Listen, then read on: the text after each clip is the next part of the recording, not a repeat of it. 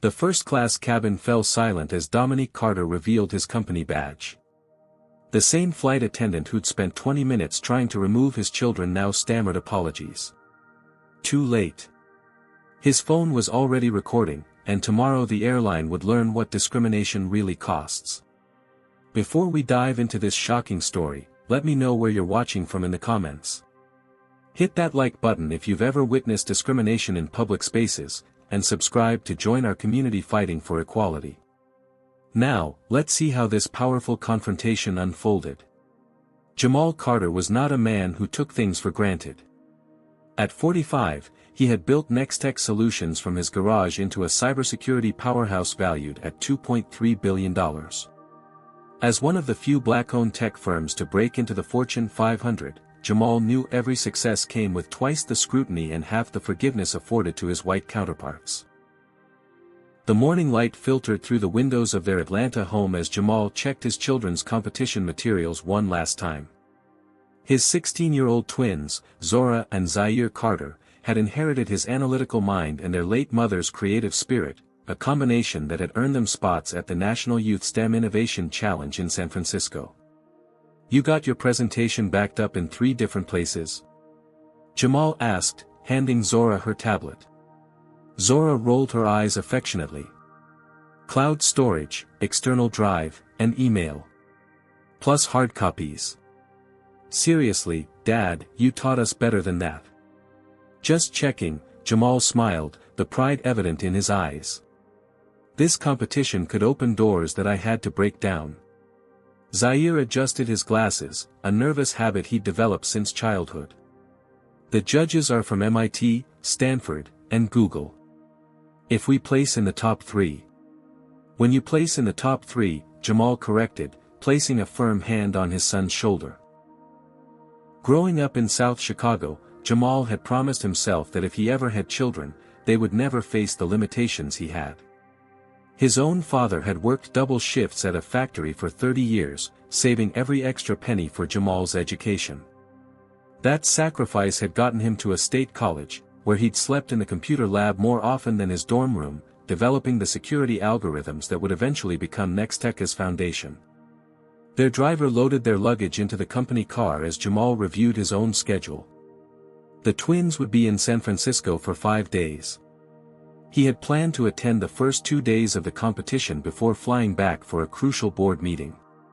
Atlanta International Airport buzzed with the usual morning rush as their car pulled up to the departures terminal. As they checked in at the first-class counter, Jamal's phone rang. The screen displayed his COO's name, Sidney Williams. "I need to take this," he told the twins, stepping aside. "Go ahead and get your boarding passes." Sidney's voice was tight with tension. "We've got a situation with the Department of Defense contract. Their security team is claiming our encryption protocol has a backdoor vulnerability." Jamal's jaw clenched. The DoD contract represented nearly 30% of their projected revenue for the next fiscal year. "That's impossible. We've run penetration tests for months. They're threatening to pull out unless we address it immediately. Their team is standing by for an emergency conference call." Jamal checked his watch. Their flight was boarding in 40 minutes. "Set it up. I'll find somewhere quiet." He returned to the twins, who were now holding their first-class boarding passes and looking at him expectantly. "Emergency at work," he explained. "I need to handle this before we board." Zora's face fell slightly. "But we're boarding soon." "I know, sweetheart. Listen, you two go ahead to the gate. I'll join you before takeoff. If I'm cutting it close, just board without me and save my seat." He handed them each $100. "Get whatever you want at the terminal." Zaire nodded seriously, always the more practical twin. "We've got this, Dad. Go save the company." Again, Zora added with a grin. Jamal watched them walk towards security, Zora's vibrant blue braids bouncing against her shoulders, Zaire's tall frame already drawing looks from passers-by. He felt the familiar twinge of worry that accompanied being a black father in America. He had taught them how to move through the world, how to be exceptional without being threatening, how to stand their ground without escalating situations. Lessons no parent should have to teach. As he hurried to the airline's business lounge, he missed the sideways glances the twins received as they moved through the terminal. Missed the way an elderly white woman clutched her purse tighter as Zaire passed. Missed the TSA agent who checked Zora's ID twice while waving through the white teenagers behind her. The twins, however, noticed it all. They had been noticing such things since they were old enough to understand the subtle language of prejudice. But today, they were focused on the competition ahead. They had earned their place, and nothing would distract them from showing the world exactly what they could do. Little did they know that before they even reached San Francisco, they would face a different kind of challenge, one that no amount of preparation could have readied them for. Gate A7 was already crowded when Zora and Zaire arrived. The digital display showed their flight to San Francisco would begin boarding in 15 minutes. They found seats near the gate, Zaire immediately pulling out his tablet to review their presentation while Zora scanned the growing crowd. First-class passengers will begin boarding shortly, announced a gate agent, a thin man with a name tag reading Benjamin Roberts. Several business travelers gathered their belongings, mostly older white men in expensive suits. Zora nudged her brother. "That's us too." Zaire looked up from his tablet, momentarily disoriented as he shifted focus from complex algorithms to the present moment. "Right. Dad's still not here." Zora checked her phone. "No messages. He said to go ahead if he's running late." They collected their carry-ons and moved toward the priority boarding line. A flight attendant with perfectly coiffed blonde hair and a tight smile stood checking boarding passes. Her name tag read, Heather Blackwell. "Boarding passes, please," she said as an older white couple presented their tickets. She scanned them quickly, her smile widening. "Welcome aboard, Mr. and Mrs. Anderson. Enjoy your flight." When the twins stepped forward, her smile faded. "Boarding passes?" Zora handed over both their passes. "We're in first class. Seats 3A and 3B. Heather's eyes narrowed as she examined their passes with unusual scrutiny. She looked from the passes to their faces several times, her expression growing increasingly skeptical. "These are first-class tickets," she stated, as though they might be unaware. "Yes," Zaire confirmed politely. "Our father booked them." "And where is your father?" Heather asked, looking past them as though expecting to find an adult. "He's on a business call. He'll be joining us shortly," Zora explained, maintaining her composure despite the growing discomfort. Heather's lips pursed. "I see. And who purchased these tickets?" Behind them, a white businessman in his 50s cleared his throat impatiently. The twins exchanged a quick glance, recognizing the familiar pattern of questioning that rarely happened to their white peers. "Our father did," Zaire repeated. "Jamal Carter. He's the CEO of Nextech Solutions." "Nextech," Heather repeated slowly, as though testing the veracity of the name. "I'm not familiar with that company." "It's a cybersecurity firm," Zora offered, her patience thinning. "Now, can we board? Our seats are confirmed."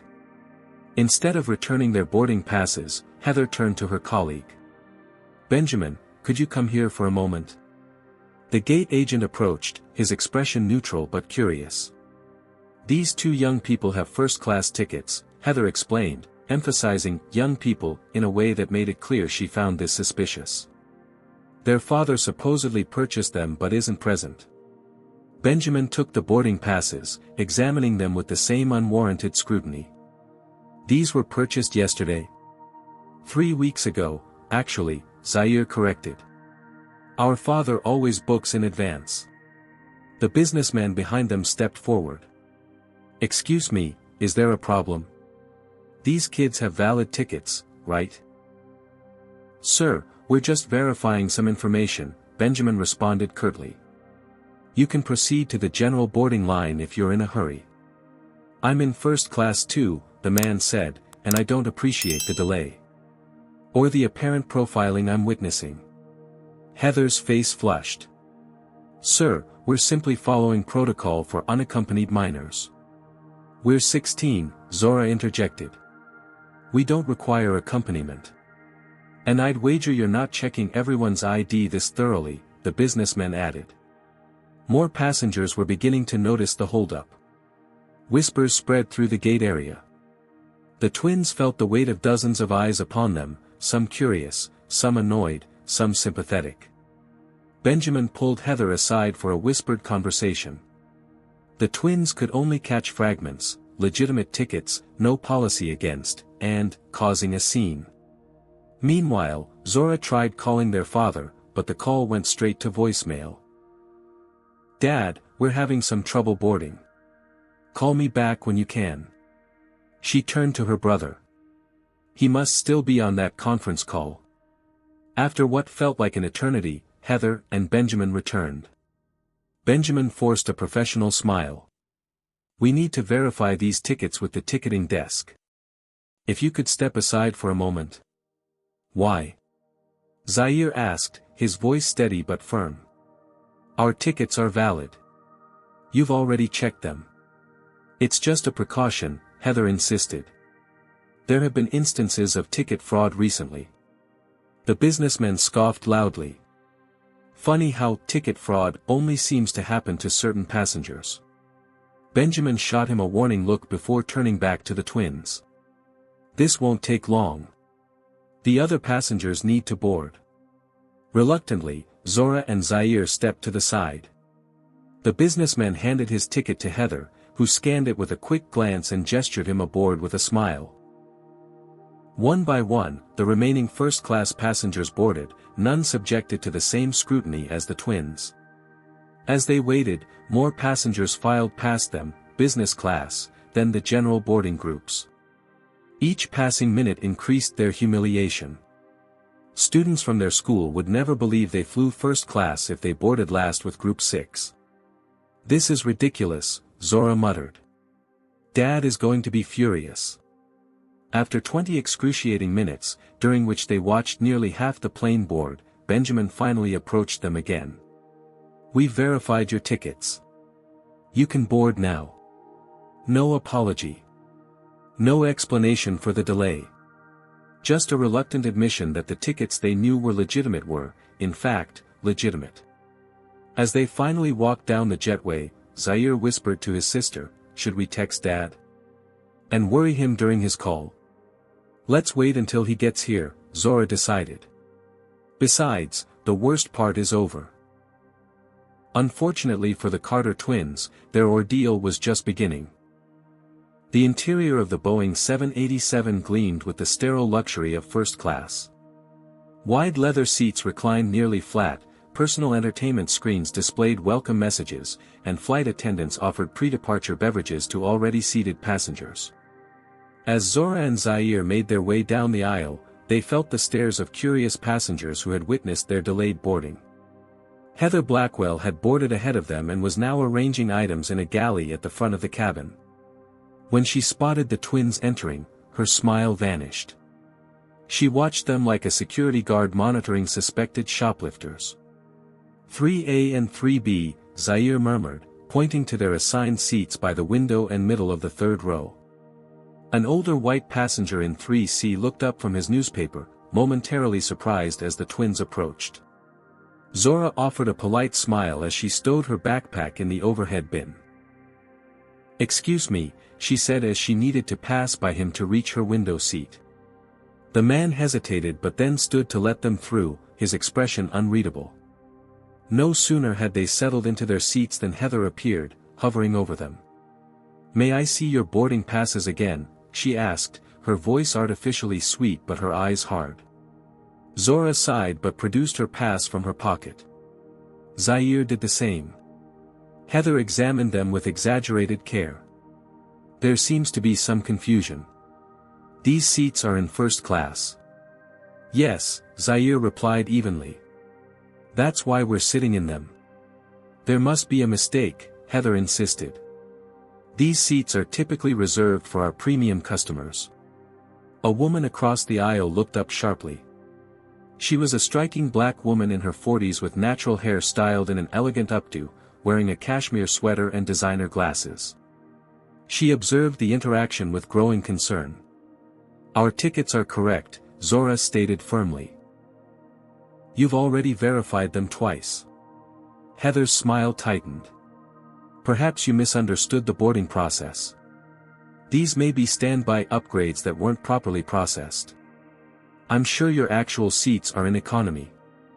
"No," Zaire said, his voice still calm but now edged with frustration. "Our father purchased these first-class tickets specifically. There's no misunderstanding." "And where is your father?" Heather asked again, though she'd already heard the answer at the gate. "He's joining us shortly," Zora replied. "He's finishing a business call." The woman across the aisle finally spoke up. "Excuse me, but is there a problem? These young people have shown their boarding passes multiple times." Heather's attention snapped to the woman. "This doesn't concern you, ma'am." "Actually, I think it does," the woman replied, her voice carrying the quiet authority of someone accustomed to being heard. "I'm Dr. Amara Washington, and I'm concerned about the treatment these passengers are receiving." Heather's expression flickered with recognition of Dr. Washington's title, but she quickly recovered. "I'm simply ensuring everyone is in their assigned seats, Doctor. It's standard procedure." "Is it standard procedure to question the same passengers 3 times when their documentation is in order?" Dr. Washington asked pointedly. Before Heather could respond, a man in a flight attendant uniform with a supervisor pin approached. "Is there an issue here, Heather?" "Mr. Parker," Heather said with visible relief. "These young people claim to have first-class tickets, but there seems to be some confusion about their seating assignment." The supervisor, Gregory Parker, was a balding man with a perpetual frown. He glanced at the twins, then at their boarding passes which Heather now held. "Who purchased these tickets?" he asked, bypassing the twins entirely and addressing Heather. "They say their father did, but he's not on board," Heather replied before either twin could answer. "He's coming," Zora insisted. "He's finishing an important business call in the terminal." Gregory's frown deepened. "I see. Well, until he arrives, perhaps you should wait in your actual assigned seats." "These are our assigned seats," Zaire said, his composure finally beginning to crack. "3A and 3B. It's printed right there on the boarding passes you're holding." Other passengers were now openly watching the confrontation. Some looked uncomfortable, others merely curious, and a few were recording discreetly with their phones. Gregory lowered his voice. "Listen, there's clearly been a mistake. First-class tickets are very expensive. Perhaps your father intended to purchase economy seats. The implication was clear, people like them couldn't afford first class." Dr. Washington stood up. "Excuse me, but this is becoming ridiculous. Their boarding passes clearly show first-class seats. On what grounds are you questioning their right to be here?" Gregory turned to her with a strained smile. "Ma'am, please return to your seat. We're handling this situation." "You're handling it poorly," she replied. "And I believe we all know why these particular passengers are being singled out." A few murmurs of agreement came from nearby passengers. Others looked away uncomfortably. Gregory's face hardened. "Ma'am, interfering with flight crew duties is against federal regulations. Please sit down immediately." Dr. Washington held her ground but returned to her seat, still watching intently. Gregory turned back to the twins. "I'm going to have to ask you to move to economy class until we can sort this out. We have a full flight today, and we need to begin our departure procedures." "But these are our seats," Zora protested, tears of frustration beginning to form in her eyes. "Either move to economy voluntarily, or we'll have to consider you disruptive passengers," Gregory stated flatly. "Your choice." The unfairness of it all hit Zaire like a physical blow. They had done nothing wrong. Their tickets were legitimate. Their seats were assigned. Yet they were being treated like criminals for simply existing in a space where people who looked like them weren't expected to be. "Fine," he said finally, standing up. "But I want your names and employee numbers. Both of you." Gregory ignored the request. "Heather will show you to available seats in economy." As they gathered their belongings, Dr. Washington pulled out her phone. "I'm documenting this entire incident," she announced. "And I'll be filing a formal complaint with the airline and the FAA." Gregory shot her a warning look but didn't respond. Several other passengers had their phones out now too. Humiliated and angry, the twins followed Heather toward the back of the plane, aware of dozens of eyes tracking their retreat from the privileged space they had rightfully purchased. What none of them realized was that Jamal Carter had just finished his emergency conference call and was now rushing toward the gate, completely unaware of what his children were enduring. The walk of shame from first class to economy felt endless. Each step down the narrow aisle burned into Zora and Zaire's memories as they passed row after row of curious, judgmental, or pitying eyes. Heather led them with brisk efficiency, clearly eager to resolve what she considered a disruption to her routine. "These should work," she said, stopping at row 27, where 2 middle seats were available in a completely full row. The overhead bins in this section were already packed to capacity. "Our carry-ons," Zaire pointed out. "There's no space up here." Heather glanced at their bags dismissively. "They'll need to be gate-checked then." "But they have our competition materials," Zora protested, her voice breaking slightly. "We need them with us." "Should have thought of that before trying to sit in seats you didn't purchase," Heather muttered, just loud enough for them to hear. Zora froze, the accumulated stress, humiliation, and injustice of the past hour finally breaking through her composed exterior. Tears spilled down her cheeks despite her desperate attempt to hold them back. "We did purchase those seats," she said, her voice wavering but loud enough that nearby passengers turned to look. "Our father paid for them. We had the boarding passes. You checked them 3 times. Heather's eyes widened at the outburst. "Lower your voice immediately or you will be removed from this flight." Zaire, normally the quiet one who avoided confrontation, stepped forward. "No. This is wrong and you know it.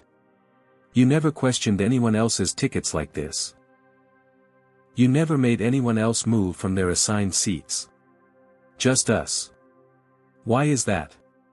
A flight attendant from economy approached, concerned by the commotion. "What's happening here?" "These 2 were attempting to sit in first class without proper tickets," Heather explained quickly. "We're relocating them to their correct seats." "That's a lie," Zaire said firmly. "We have first-class tickets. She knows it. The gate agent knew it. They just decided we don't belong there." The economy flight attendant, a young Asian woman whose name tag read Lily Chen, looked uncertainly between the twins and Heather. "I need to see the captain," Zora demanded through her tears. "This is discrimination and we're not going to just accept it." Heather's face hardened. "That's enough. You're causing a disturbance." Several passengers had begun recording the confrontation on their phones. One older black man stood up from his seat. "Let them show their boarding passes again." "What's the harm in that?" "Sir, please remain seated," Heather ordered. "This doesn't concern you." "Seems like it concerns all of us when we see kids being treated unfairly," he replied. From the front of the plane, Gregory Parker was making his way back toward the commotion. Behind him, Dr. Washington followed, clearly unwilling to let the situation unfold without witness. "What's the problem now?" Gregory demanded as he reached them. "They're refusing to take their seats and inciting other passengers," Heather reported. "That's not true." Zora protested. "We just want to sit in the seats we paid for." Gregory leaned in, lowering his voice to a threatening whisper. "Listen carefully. I've already contacted the air marshal on board. One more outburst and you'll both be escorted off this plane and added to the no-fly list. Is that what you want?" Zaire's eyes widened. The no-fly list would mean they'd miss their competition. All their work, all their preparation, gone because of this man's prejudice. Dr. Washington pushed forward. That is absolutely inappropriate. You're threatening minors for requesting fair treatment. Ma'am, this is your final warning to return to your seat, Gregory snapped. Or what? You'll have me removed too. For witnessing discrimination. Dr. Washington challenged. The tension in the cabin was palpable. Other passengers began speaking up, some supporting the twins, others complaining about the delay. The situation was spiraling out of control. Gregory pulled out his radio. I need security to the aircraft for passenger removal. Lily, the economy flight attendant, placed a gentle hand on Zora's shoulder. Maybe you should sit for now, and we can sort this out once we're in the air, she suggested kindly. Defeated and devastated, Zora nodded. What choice did they have? They couldn't miss their competition. Their team was counting on them. Their school was counting on them. As they reluctantly began to sit in the cramped middle seats, a voice rang out from the front of the plane. What the hell is going on with my children? Everyone turned to see a tall, impeccably dressed black man standing in the entryway of the aircraft, his expression a mixture of confusion and growing anger. Jamal Carter had arrived. Have you ever faced discrimination in a public space where you were made to feel like you didn't belong? Comment number 1 if you've ever been in a situation where you were judged unfairly based on your appearance. Hit that like button if you believe we need to keep exposing these incidents to create change. And don't forget to subscribe to hear more stories about standing up against injustice. Now, how do you think a powerful CEO father will react when he discovers his children being humiliated and discriminated against? Will the airline staff face consequences for their actions? Let's find out as this shocking confrontation reaches its boiling point. Jamal Carter cut an imposing figure as he strode down the aisle of the aircraft. At 6'2" with broad shoulders draped in a custom-tailored charcoal suit, he commanded attention even before people recognized who he was. His closely cropped hair showed distinguished touches of gray at the temples, and his expression was one of controlled fury as he took in the scene before him. Dad! Zora called out, relief washing over her tear-stained face. Passengers who had been watching the drama unfold now shifted their attention to this new development, many still recording with their phones. Gregory Parker's confident demeanor faltered slightly as he registered the newcomer's executive presence. Sir, are you with these passengers? Gregory asked, attempting to maintain his authoritative tone. These passengers, Jamal said evenly, are my children. And they appear to be standing in economy class despite having first-class tickets that I personally purchased 3 weeks ago. Heather stepped forward, her customer service smile snapping back into place. There seems to have been a misunderstanding, sir. We were just trying to. I heard what you were trying to do, Jamal interrupted, his voice deceptively calm.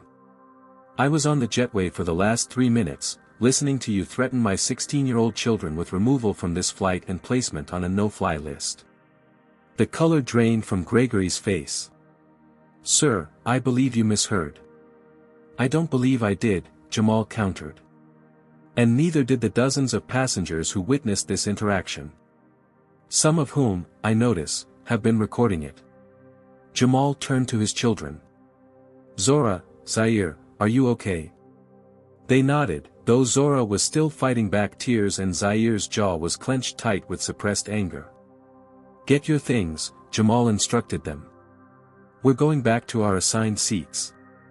As the twins collected their carry-ons, Jamal turned his attention back to the flight crew. I'd like your names and employee numbers. Both of you. Heather glanced nervously at Gregory, who had shifted into damage control mode. Sir, I apologize for any confusion. If you'd like to discuss this privately. There's nothing to discuss privately, Jamal stated. My children were publicly humiliated. Any resolution will also be public. He pulled out his wallet and extracted a business card, offering it to Gregory. My name is Jamal Carter. I'm the CEO of Nextech Solutions. Gregory hesitantly took the card, his eyes widening slightly as he recognized the name of the prominent cybersecurity firm. I'm also a Platinum Elite member of your airline's frequent flyer program, Jamal continued, pulling out his membership card. I fly over 75,000 miles annually with your company, usually in first class. Now, would you like to explain to me why my children were removed from the seats I purchased for them? The dynamic in the cabin had shifted dramatically. Passengers who had been watching now murmured among themselves, some nodding in approval at Jamal's calm but forceful approach. Gregory swallowed hard. Mr. Carter, there was simply a misunderstanding about the validity of their tickets. We have protocols. What protocols specifically require you to question the same boarding passes 3 times? Jamal asked. What protocols require you to assume my children stole or fraudulently obtained first-class tickets?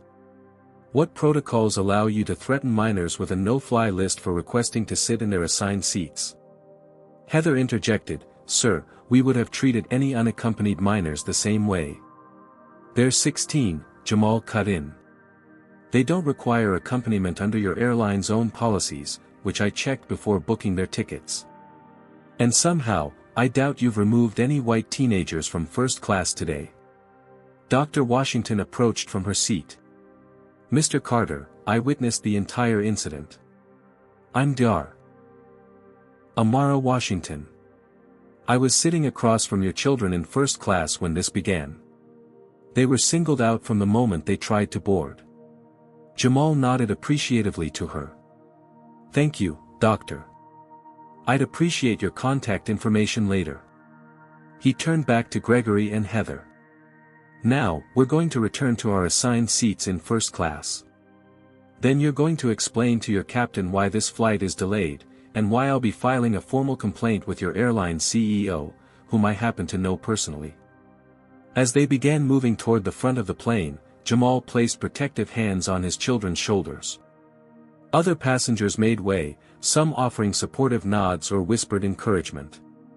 What Gregory and Heather didn't know, what no one yet realized, was that from the moment Jamal had stepped onto the plane and heard his children being threatened, he had been recording audio on his phone, which was tucked discreetly in his breast pocket. This wasn't the first time Jamal had encountered discrimination, nor was it the first time he had needed to defend himself or his family from prejudice.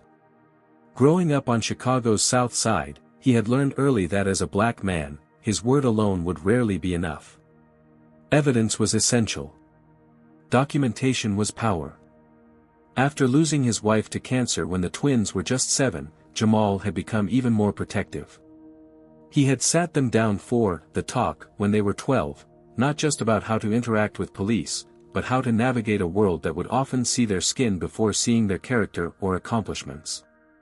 Document everything, he had taught them. Your word against theirs will always be questioned. Evidence speaks louder than accusations. As they reached the first-class cabin, the passengers there were watching with interest. The businessman who had defended them at the gate nodded to Jamal in recognition and approval. Gregory attempted one last face-saving maneuver. Mr. Carter, we apologize for the misunderstanding. Sometimes our staff must make quick judgments for security purposes. Jamal stopped and turned to face him directly. This wasn't a security judgment. This was profiling, pure and simple. And I won't let it pass. He held up his phone, revealing the active recording. I've documented this entire interaction, starting from when I heard you threatening my children on the jetway. Now, I'd like to speak with your captain before this plane leaves the gate. Gregory's face went pale. Heather took an involuntary step backward. I'll inform the captain, Gregory stammered, all pretense of authority now evaporated.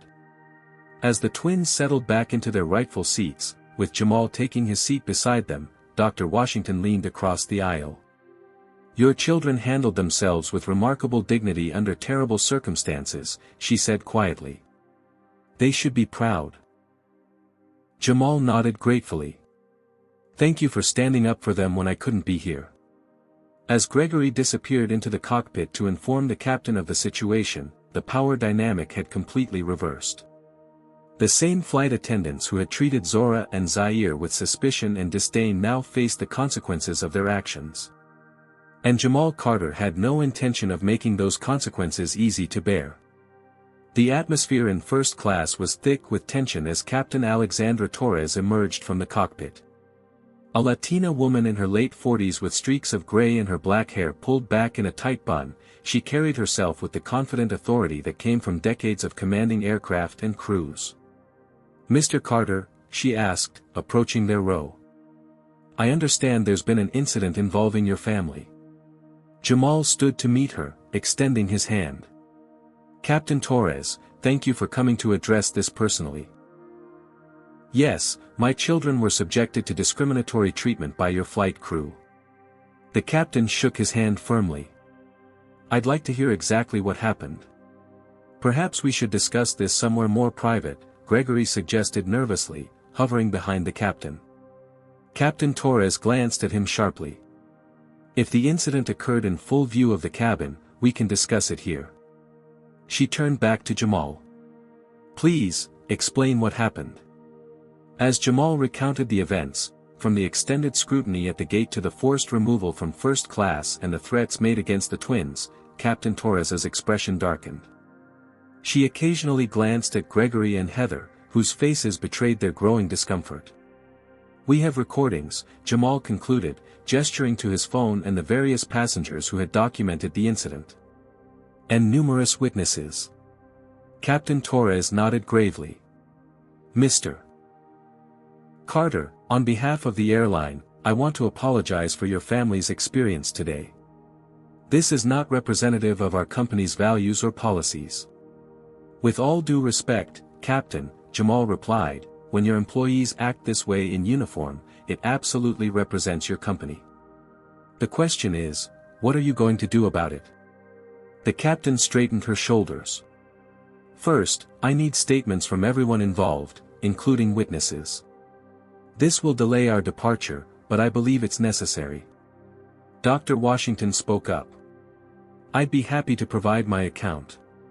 Several other passengers nodded in agreement, including the businessman who had defended them at the gate and a few economy passengers who had witnessed the confrontation in the back. "Second," Captain Torres continued, "I'll be contacting our regional manager to address this situation immediately." She turned to Gregory and Heather. "Both of you will need to provide formal statements as well. In the meantime, I'm reassigning you to ground duties until this matter is investigated." Gregory's face flushed. "Captain, with all due respect, we're already short-staffed on this flight." "That's not my primary concern right now," she interrupted. "The treatment of our passengers is my priority. We can request replacement crew members." Heather's carefully maintained professional facade finally cracked. "But we'll miss our San Francisco layover rotation." "I have plans." "Plans change," Captain Torres cut her off coldly. "Actions have consequences." She turned back to Jamal. "Mr. Carter, I'll need about 30 minutes to arrange for replacement crew members and to take preliminary statements. Would you and your children prefer to remain on this flight, or would you like me to book you on a later departure?" Jamal glanced at his watch, then at the twins. "The STEM competition starts tomorrow morning. We need to reach San Francisco today." He looked at his children. "Are you comfortable continuing on this flight?" Zaire nodded firmly. "We've got our seats back. We're not letting them win by making us change our plans." Zora wiped the last traces of tears from her cheeks. "I agree. We should stay. Then we'll remain on this flight," Jamal told the captain. "But I expect this matter to be taken seriously." "It will be," Captain Torres assured him. She addressed the entire first-class cabin. "Ladies and gentlemen, I apologize for the delay. We'll be bringing in replacement crew members, which will take approximately 30 minutes. Thank you for your patience." As the captain returned to the cockpit to make arrangements, Gregory and Heather were instructed to deplane. They avoided eye contact with the Carter family as they gathered their personal items and made their way to the exit. No sooner had they left than Jamal's phone rang. The screen displayed unknown caller, but he had a suspicion about who it might be. He answered, putting the call on speaker. Jamal Carter speaking. Mr. Carter, this is Patricia Reynolds, Vice President of Customer Experience at Transcontinental Airlines. The voice was polished, professional, and tinged with barely concealed panic. I understand there was an incident involving your family on our flight to San Francisco today. News traveled fast. Someone, likely Captain Torres, had already escalated the situation to the executive level. That's correct, Ms. Reynolds, Jamal replied calmly. My children were racially profiled, publicly humiliated, and threatened with removal from a flight despite having valid first-class tickets that I purchased. I want to personally apologize for this inexcusable experience, she said. This is absolutely not in line with our values or training. I appreciate that, Jamal said, but apologies don't erase what my children experienced. Of course not, she agreed quickly. We'd like to offer your family immediate compensation, complimentary tickets, additional frequent flyer miles, and vouchers for future travel. Jamal's expression hardened. Ms. Reynolds, I'm not interested in vouchers or miles. What I want is accountability and systemic change. The crew members involved should face appropriate consequences, and your company needs to evaluate its training procedures to address implicit bias. There was a brief pause before she responded. I completely understand. The crew members have already been removed from duty pending a full investigation. And I'd like to discuss more substantive remedies with you once you've reached San Francisco. During this conversation, Jamal noticed his children exchanging glances. They had seen this dance before, corporations rushing to contain PR disasters with quick settlements and vague promises of change.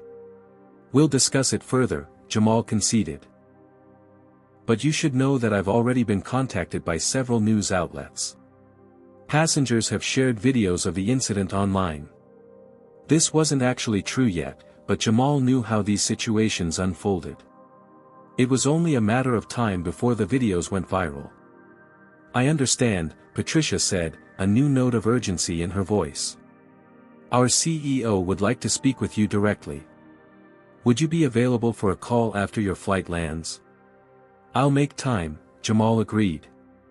For now, we'd like to reach our destination without further incident. After ending the call, Dr. Washington leaned over. They're in full damage control mode already. Jamal nodded. It won't be enough. As replacement crew members boarded the plane and prepared for departure, Jamal received a text from Sydney, his COO, videos of the incident hitting social media. Press reaching out for comment. How do you want to handle? The situation was escalating faster than even he had anticipated. The airline executives were right to be concerned.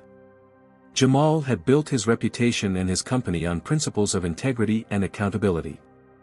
He had faced discrimination throughout his career, being mistaken for janitorial staff at his own company, being asked for ID when his white colleagues weren't, having his expertise questioned despite his credentials.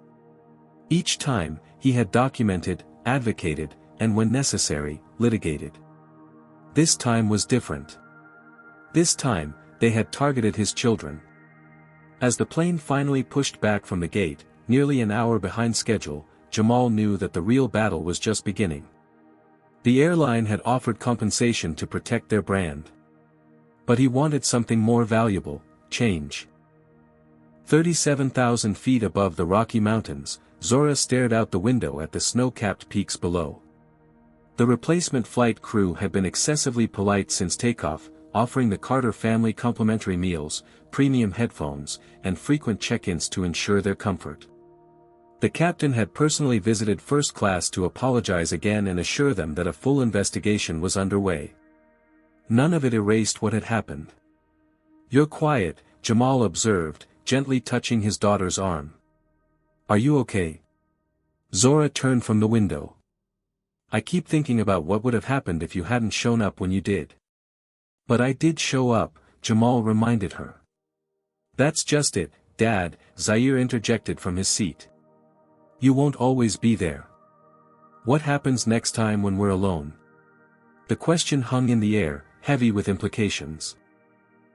Jamal had spent years teaching his children to navigate a world that would often judge them unfairly, but experiencing that reality firsthand was different from theoretical lessons.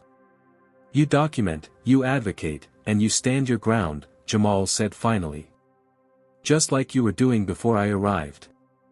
I'm proud of how you both handled yourselves. Zora's phone chimed with an incoming message.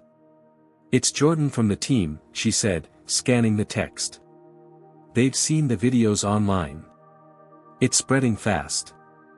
Indeed, while they had been in the air, clips of the confrontation had begun circulating on social media. #FirstClassWhileBlack was trending, with thousands sharing similar experiences of being questioned, challenged, or removed from spaces where their presence was deemed suspicious solely because of their race. Jamal's phone had been buzzing constantly with notifications. Texts from friends and colleagues, emails from media outlets requesting interviews, messages from Nexteca's PR team seeking guidance on how to respond. He had kept it in airplane mode since takeoff, wanting to focus on his children rather than the growing media storm. Dr. Washington, who had been reading quietly across the aisle, looked over at them. I hope you don't mind, but I've been following the online response to what happened.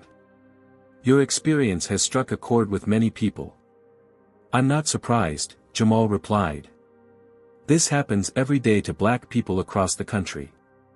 The only difference is that most don't have the platform or resources to make it visible. Dr. Washington nodded in understanding. I've faced similar situations in hospitals.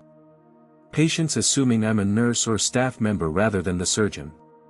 Being asked to prove my credentials when my white colleagues aren't. It's exhausting, Zora said quietly. Always having to prove you belong. It is, Dr. Washington agreed. But that's why documentation and visibility matter. When these incidents are exposed, it becomes harder for companies to pretend they don't have a problem. A soft ding signaled an incoming email on Jamal's tablet. Despite keeping his phone off, he had connected his tablet to the in-flight Wi-Fi to monitor urgent business matters. The new message was from Transcontinental Airlines' legal department.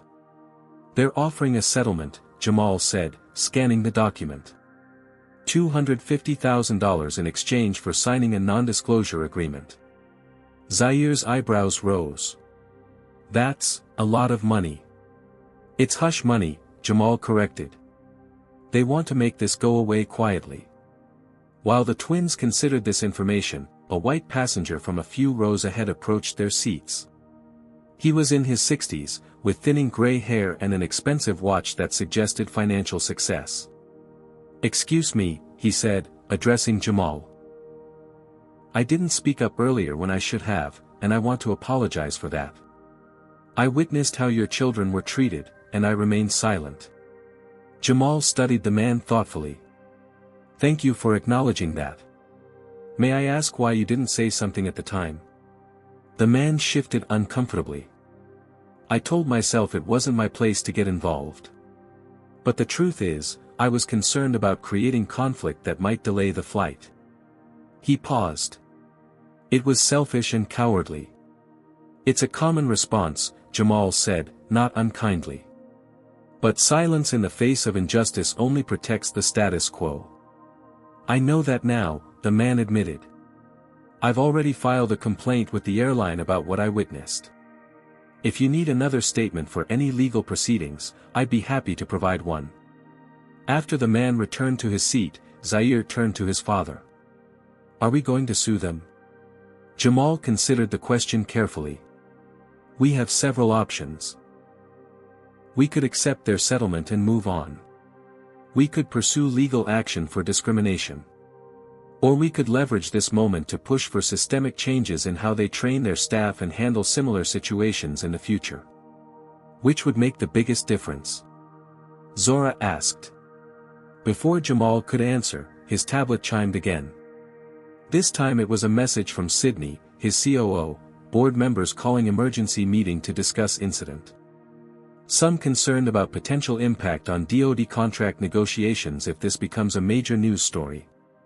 Need your input ASAP. Jamal frowned. Nextech was in the final stages of securing a massive cybersecurity contract with the Department of Defense, the same contract that had required his emergency call at the airport. Some board members, particularly those from more conservative backgrounds, might worry that public controversy could jeopardize the government's willingness to partner with them. It was a reminder that even as a CEO, Jamal operated within systems where speaking out carried risks. The same calculation faced countless black professionals who witnessed or experienced discrimination: speak up and potentially damage your career, or remain silent and preserve your position at the cost of your dignity. Dad? Zora prompted, noticing his distraction. Jamal set the tablet aside. Some of our board members are concerned about how this might affect the company. Are you going to back down? Zaire asked, studying his father's expression. No, Jamal said firmly. But we need to be strategic about how we proceed. As the flight continued westward, Jamal weighed their options. Accepting the settlement would be the easiest path, but it would also ensure that no meaningful change occurred. Legal action would be lengthy and public, potentially subjecting the twins to unwanted attention during a critical academic year. The third option, using this incident as leverage for systemic change, offered the possibility of broader impact, but required careful negotiation. The plane began its initial descent into San Francisco. Through the window, the iconic Golden Gate Bridge came into view, its red span stretching across the bay. In less than an hour, they would land to find airline executives, Nextech's legal team, and possibly media waiting for them. Here's what I propose, Jamal said finally. We meet with the airline executives as planned. We hear their offer. But instead of simply accepting or rejecting it, we present our own terms: comprehensive anti-bias training for all customer-facing staff, transparent reporting of discrimination complaints, and financial support for organizations that promote racial equity in travel and hospitality. The twins exchanged glances, considering their father's proposal. What if they refuse? Zora asked. Then we proceed with legal action and share our story publicly, Jamal said. But I suspect they'll recognize that implementing real changes is ultimately less costly than the alternative, both financially and reputationally. As the landing gear deployed with a mechanical whir, Jamal reflected on what truly mattered in this moment. The DoD contract was important for Nextech's growth, but his responsibility to his children, and to the broader principle of dignity and equal treatment, took precedence. The twins had already experienced how quickly privilege could be stripped away based solely on appearance. How their academic achievements, their father's success, and even their paid first-class tickets offered insufficient protection against bias. It was a harsh lesson, but one that could potentially create ripples of change far beyond this single flight. We stand our ground, Jamal said as the plane touched down on the runway. Together. Zora and Zaire nodded in unison, their expressions reflecting both the weight of the day's events and the resolve to transform their experience into meaningful action. As the plane taxied to the gate, they prepared to face whatever awaited them in San Francisco, airline executives desperate to contain the situation, media eager for a story, and the STEM competition that had brought them here in the first place.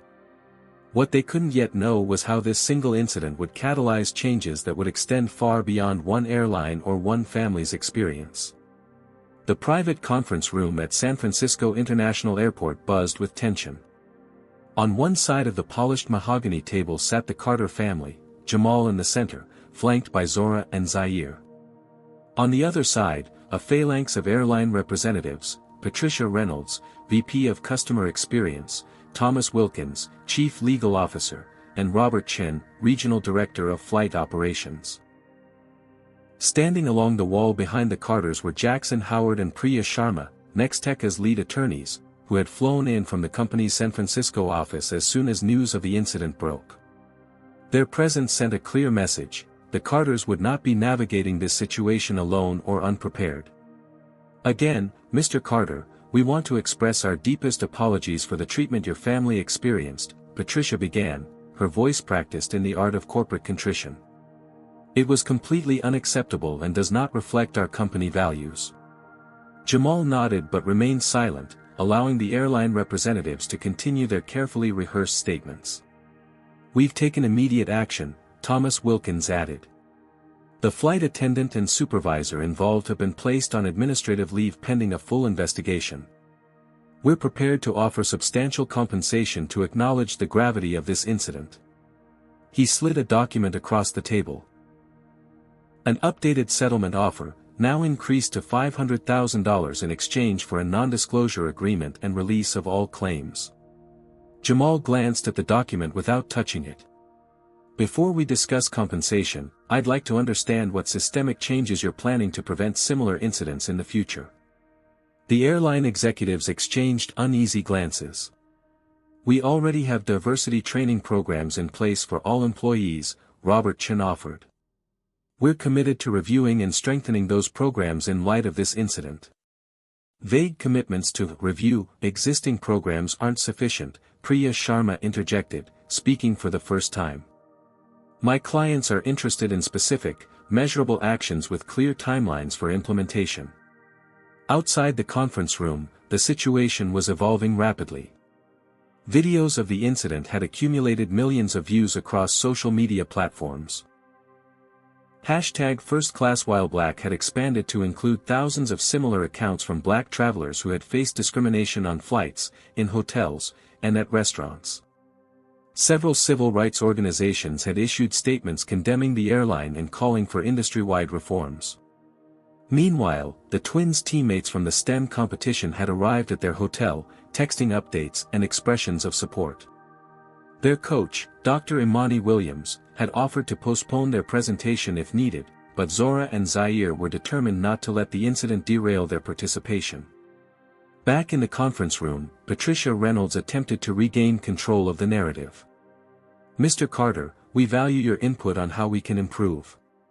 Perhaps you could share some specific suggestions." Jamal exchanged a glance with his attorneys, who nodded slightly. They had anticipated this request and prepared accordingly. "Actually, we've outlined a comprehensive proposal," Jamal said, as Jackson Howard distributed copies of a document titled, "Framework for Equitable Customer Experience." The airline executives accepted the documents with visible surprise. This framework includes mandatory quarterly anti-bias training for all customer-facing staff, conducted by independent experts in racial equity, Jamal explained. It establishes an independent review board to evaluate discrimination complaints. It requires transparent reporting of incidents and resolutions. And it creates a fund to support organizations that promote equity in travel and hospitality, with a specific focus on addressing the challenges faced by travelers of color. Thomas Wilkins flipped through the document, his expression growing increasingly concerned. "These are extensive demands." "They're not demands," Jamal corrected. "They're solutions to a systemic problem that affected my family today and countless others before us." "Implementing all of these measures would be extremely costly," Patricia pointed out. "More costly than the reputational damage you're currently experiencing?" Priya asked pointedly. "More costly than defending a class action lawsuit if other affected passengers join my clients in seeking remedies?" The mention of a potential class action visibly unsettled the airline representatives. "We need time to review these proposals with our executive leadership," Thomas said finally. "Of course," Jamal agreed. "We understand this requires careful consideration. In the meantime, my children have a STEM competition to prepare for, which was the purpose of this trip before it was overshadowed by discrimination." As the meeting concluded with promises to reconvene the following afternoon, Jamal's phone buzzed with an incoming call from Sydney Williams, his COO. "The board meeting just ended," Sydney reported when Jamal stepped outside to take the call. It was contentious. Harrison and Fitzgerald are concerned about potential blowback on the DoD contract. Harrison and Fitzgerald were the most conservative members of Nexteca's board, both former military with deep connections in government contracting. "What's their specific concern?" Jamal asked. They're worried that if you push too hard on this airline situation, it might be perceived as playing the race card by some of the more conservative officials on the procurement committee, Sydney explained, disapproval evident in her tone. Their words, not mine. Jamal exhaled slowly, feeling the familiar weight of the double standard he'd navigated throughout his career. White executives were praised for taking principled stands, black executives were scrutinized for being divisive when addressing racism. And the rest of the board? Split, Sydney admitted. Some fully support you taking a stand. Others are nervous about potential distractions from our core business. They've called an emergency session for tomorrow to discuss further. This added another layer of complexity to an already challenging situation. As they left the airport and headed to their hotel, Jamal considered the competing priorities: supporting his children, seeking accountability from the airline, managing his company's interests, and navigating the broader implications for racial equity in corporate America. At the hotel, they found Dr. Williams and the rest of the STEM team waiting in the lobby. The group of teenagers, diverse in background but united in their passion for innovation, surrounded Zora and Zaire with supportive embraces and expressions of outrage at what they had endured. "We've got your backs," assured Aiden Patel, their team captain. "We can reschedule our presentation slot if you need more time."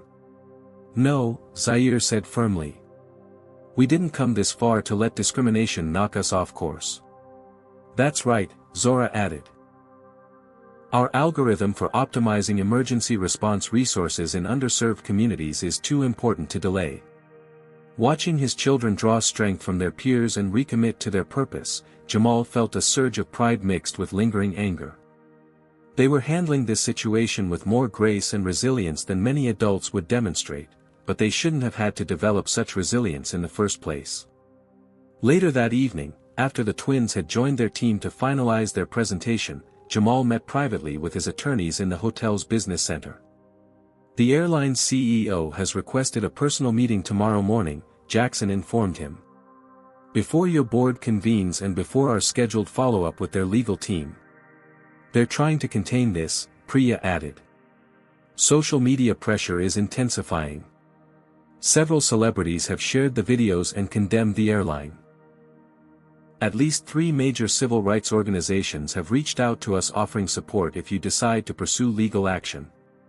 Jamal nodded, absorbing this information. "And what's your assessment of their likely response to our proposed framework?" "They'll try to negotiate down the scope and financial commitment," Jackson predicted. "But they're in a vulnerable position. The videos are damning. They know it." As they discussed strategy for the upcoming meetings, Jamal's phone lit up with a text from Zora: "Team presentation is ready. We're going to crush it tomorrow. Thanks for teaching us to stand our ground." The message crystallized what had been forming in Jamal's mind throughout the day. This wasn't just about one incident or one airline. It was about the world his children would inherit, a world where they shouldn't have to constantly prove they belonged in spaces they had every right to occupy. "We proceed with the full framework," Jamal decided. "No compromise on the core elements. They can adjust implementation timelines if necessary, but the substance remains intact." His attorneys nodded in agreement. "And if they refuse?" Priya asked. "Then we decline their settlement, file suit, and share our story publicly," Jamal said. "But I suspect it won't come to that. They have more to lose by fighting than by reforming." As Jamal prepared for bed that night, he reflected on the day's events, from the urgent call that had separated him from his children at the airport to the discrimination they had faced in his absence to the complex negotiations now underway. Throughout his career, he had worked to build a company that not only delivered excellent technology but also embodied principles of equity and justice. Now those principles were being tested in a deeply personal way. Tomorrow would bring critical decisions, for the airline, for Nexteca's board, and for the Carter family. As Jamal drifted toward sleep, he remained certain of one thing: sometimes the most important business wasn't securing contracts or pleasing shareholders, but standing firm in the face of injustice, even when it would be easier to accept a settlement and move on. Some principles weren't negotiable. Some moments demanded a stand. This was one of them. 3 months later, Jamal Carter stood at the podium in Nextech's Atlanta headquarters, addressing a room filled with employees, media representatives, and special guests. The wall behind him displayed the logos of Nextech Solutions and Transcontinental Airlines side by side. "Today marks a significant milestone," Jamal began, his deep voice carrying throughout the space. "Not just for our companies, but for an industry that has long struggled with issues of equity and inclusion." In the front row sat Zora and Zaire, now 17 and fresh from their junior year final exams. Beside them was Dr. Amara Washington, who had become a close family friend and ally in the months since their fateful flight. "3 months ago, my children experienced discrimination that no passenger should ever face," Jamal continued. "They were questioned, humiliated, and threatened. Not because of any action on their part, but because their presence in first class didn't align with certain preconceptions about who belongs in premium spaces." The room was silent, attendees hanging on his every word. "When offered a substantial financial settlement in exchange for our silence, we faced a choice," Jamal said. "We could accept compensation that would benefit our family alone, or we could push for systemic changes that would benefit countless travelers for years to come." He gestured to the woman standing nearby, Catherine Martinez, the new CEO of Transcontinental Airlines, who had been appointed following the resignation of her predecessor amid the fallout from the Carter's experience. "I'm pleased to announce that we chose the latter path, and Transcontinental Airlines chose to join us in that journey." Catherine stepped forward to the podium. "What happened to the Carter family exposed serious flaws in our training, our culture, and our accountability systems," she acknowledged. "Rather than defensively minimizing these issues or treating them as isolated incidents, we've committed to fundamental transformation." She outlined the changes implemented over the past 3 months. The airline had established mandatory quarterly anti-bias training for all 23,000 customer-facing employees, conducted by independent experts in racial equity. They had created an independent review board to evaluate discrimination complaints, with representatives from civil rights organizations and diverse community leaders. They had implemented transparent reporting of incidents and resolutions, with quarterly public updates. Most significantly, they had established a $20 million fund to support organizations promoting equity in travel and hospitality, with a specific focus on addressing challenges faced by travelers of color. "These aren't just corporate policies," Catherine emphasized. "They represent a fundamental shift in how we operate and how we define excellent customer service. Excellence cannot exist without equity." What she didn't mention, though many in the room knew, was that Heather Blackwell and Gregory Parker had been terminated following a thorough investigation. However, rather than simply dismissing them, the airline had required their participation in restorative justice programs designed to address bias and build understanding. As Catherine returned to her seat, Jamal resumed speaking. "This partnership extends beyond these reforms. Today, we're announcing that Nextech Solutions will be providing cybersecurity services for Transcontinental Airlines' entire digital infrastructure, a 5-year contract that represents our shared commitment to transformation and excellence." The DoD contract that had been in jeopardy during the height of the controversy had ultimately been secured as well. Contrary to the fears of some board members, Nextech's principled stance had enhanced rather than damaged their reputation with government partners who valued integrity alongside technical expertise. "Now, I'd like to invite my children to share their perspective," Jamal said, stepping aside for Zora and Zaire. The twins approached the podium together, poised and confident in a way that reflected both their natural self-assurance and the growth that comes from navigating adversity. "3 months ago, we were just focused on our STEM competition," Zora began. "Which we won, by the way," Zaire added with a smile, prompting appreciative laughter from the audience. Their algorithm for optimizing emergency response resources in underserved communities had indeed taken first place, earning them recognition, scholarships, and interest from top universities.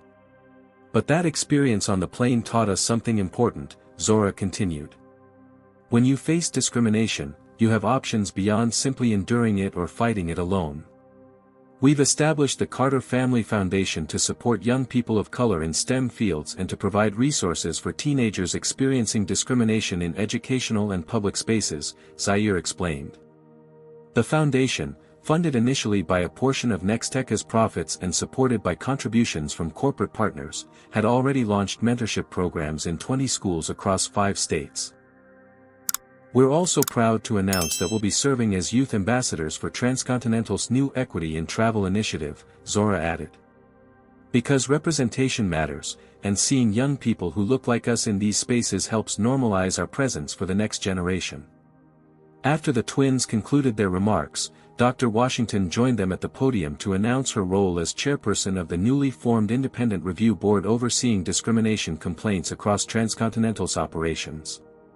As a black woman who has navigated predominantly white spaces throughout my medical career, I understand the importance of accountability and transparency, she said. This board isn't just about addressing individual incidents after they occur, it's about creating a culture where such incidents become increasingly rare. The formal presentation concluded with Jamal and Catherine signing the cybersecurity contract and cutting a symbolic ribbon to launch the new partnership. As attendees mingled during the reception that followed, journalists cornered Jamal with questions about the broader implications of the agreement. "Do you think other airlines will follow Transcontinental's example?" asked a reporter from the Wall Street Journal. "They're already beginning to," Jamal noted. 3 major carriers have announced similar training programs in the past month alone. No company wants to be perceived as lagging behind on issues of equity and inclusion. "Was it worth potentially risking your business relationships to take this stand?" inquired another journalist. Jamal considered the question carefully. There was certainly risk involved, he acknowledged. Some board members and clients were concerned about potential controversy. But principles that bend under pressure aren't principles at all. They're conveniences. And in the end, standing firm on these issues has strengthened our company culture and our market position, not weakened them. Later that evening, as the Carter family prepared to board a flight to Washington, D.C. for meetings with legislators interested in supporting the foundation's work, they approached the first-class check-in counter at Atlanta International Airport, the same airport where their journey had begun 3 months earlier. The agent checking their tickets smiled in recognition. "The Carter family. It's an honor to serve you today." Behind her, a large poster displayed Transcontinental's new tagline, "Everyone belongs in first class." As they moved through the terminal toward security, Jamal noticed something significant. The twins walked with their heads held high, not bracing for questioning or suspicion. They carried themselves with the confidence of people who knew they belonged wherever they chose to go. That transformation, from anticipating discrimination to expecting respect, represented the most meaningful outcome of their ordeal. Not the policy changes, not the foundation, not even the corporate partnership, but the reclamation of dignity and belonging that is every person's birthright. When they reached their gate, they found a diverse flight crew waiting to greet them. The captain, a young black woman, recognized the twins from their recent media appearances. "We're honored to have you on board," she said, extending her hand. "Your courage changed our industry for the better." As they settled into their first-class seats without challenge or question, Zora leaned over to her father. "Do you think it will last? All these changes?" Jamal considered her question thoughtfully. Change is never linear or guaranteed. There will always be resistance and backsliding. But once people see what's possible, once they experience environments where dignity is the baseline expectation, it becomes harder to accept anything less. The plane taxied toward the runway, carrying them toward new opportunities to extend the impact of their experience. Behind them in Atlanta, the frameworks and foundations they had established continued their work. Ahead in Washington, policymakers awaited their insights on creating more equitable systems. And all around them, in ways both visible and invisible, the world had shifted, not dramatically enough to eliminate centuries of discrimination, but meaningfully enough to create pathways toward a future where no one would be questioned about belonging in spaces they had every right to occupy. It wasn't a perfect resolution. But it was a beginning. And sometimes, beginnings are the most important part of any journey. This story reminds us that true change requires courage to reject easy solutions in favor of systemic reform. The Carters could have accepted a financial settlement and moved on, but they recognized that individual compensation does nothing to protect the next family from experiencing the same discrimination. By leveraging their privilege and platform, they transformed a humiliating experience into industry-wide accountability. We also see the importance of documentation in fighting discrimination. Jamal's recording provided irrefutable evidence that moved the situation beyond a "he said, she said" scenario. In today's world, such evidence can be the difference between being dismissed and being heard. Perhaps most importantly, this story highlights how discrimination persists regardless of accomplishment or status. Despite being the children of a successful CEO, Zora and Zaire were still judged by the color of their skin rather than the content of their tickets. No amount of success fully shields people of color from bias. But strategic advocacy can help dismantle the systems that enable such treatment. Have you ever witnessed someone turning a negative experience into positive change? What would you have done in the Carters' position, accept the settlement or push for systemic reforms? Comment below with your thoughts. If this story resonated with you, please hit that like button and subscribe to our channel for more powerful stories about standing up against discrimination. Share this video with someone who needs to hear this message of resilience and transformation. Thank you for joining us today, and remember, your voice has the power to create lasting change.